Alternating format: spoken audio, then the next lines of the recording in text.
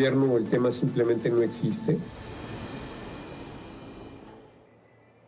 Déjeme darle la bienvenida a William Jensen, asociado del Consejo Mexicano de Asuntos Internacionales, COMEXI, y especialista en temas de sustentabilidad. William, ¿cómo estás? Gracias por estar con nosotros. Muy bien, muchas gracias, Alberto. Buenas noches. William, ¿es positivo, es regular, es mala los resultados de esta COP26? Bueno, de momento yo creo que los resultados están siendo mixtos y depende también desde el punto de vista de cómo se lo vea. La verdad es que como se trata de la 26 edición de este tipo de conferencias internacionales, yo creo que uno de los grandes éxitos que han tenido pues es precisamente meter el tema del cambio climático en la agenda internacional. Por ejemplo, todas estas informaciones que nos presentabas antes de entrar a esta charla, pues efectivamente están ahí los efectos del cambio climático y bueno, pues pues los líderes mundiales se están poniendo de acuerdo para tratar de encontrar alguna salida de esta situación. Sin embargo, los resultados como tal, pues esperarán cuando concluya esta conferencia, pero sí es importante destacar de que la humanidad ya va bastante tarde en solucionar los distintos problemas que están llevando hacia esta crisis. Es que es eso. Es grande. Es que es eso, William. Por eso era mi pregunta. Los acuerdos de París fueron en 2015. Han pasado 6 años. ¿Hemos avanzado verdaderamente en tratar de recuperar las condiciones ideales del planeta? La respuesta corta es que no. No se ha avanzado desde 2015. De hecho, esta COP tendría que haber significado la actualización de las NDCs, por sus siglas en inglés, pero son los compromisos que cada país hace de acuerdo con el Acuerdo de París para impulsar la ambición. De hecho, lo que ya cada vez hay más ciencia se ve es que el objetivo, que es no pasar del incremento de la temperatura de 1.5 grados, no es suficiente para nada con los acuerdos de París, aunque se cumplieran al 100%.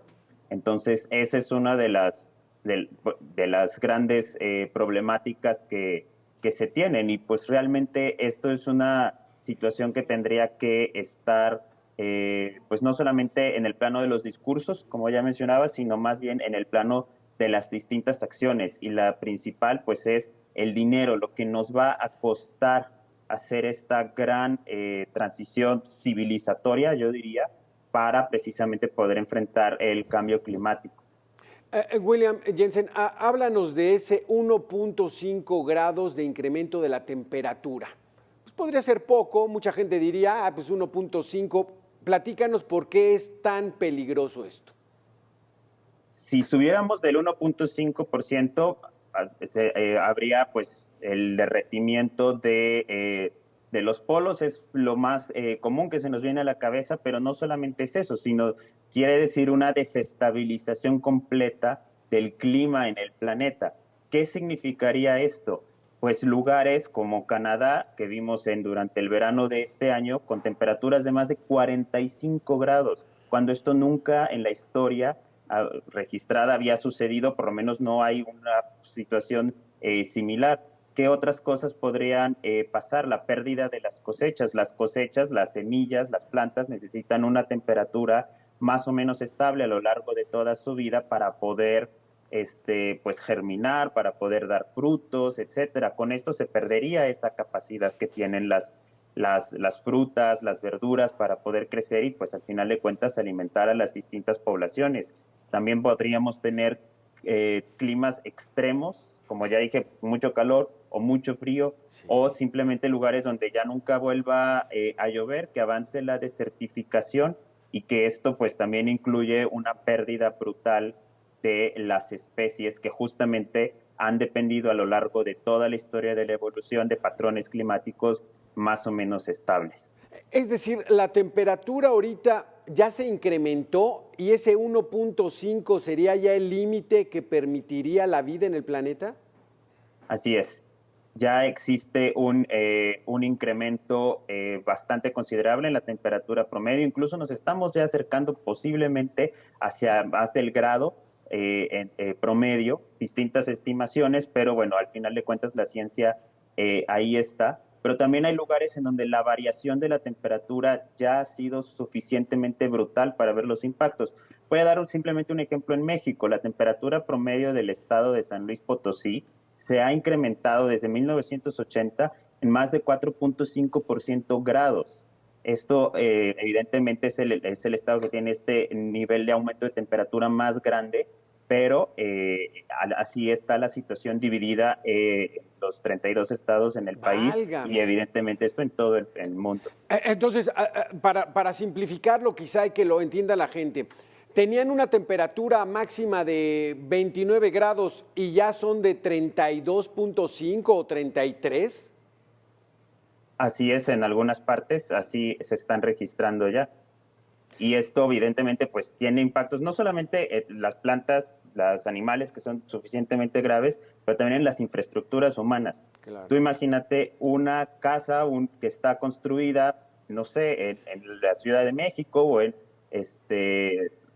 una casa que no está adaptada para los calores extremos. Ahora imagínate donde se promedie la temperatura por varios meses a más de 30 y tantos grados.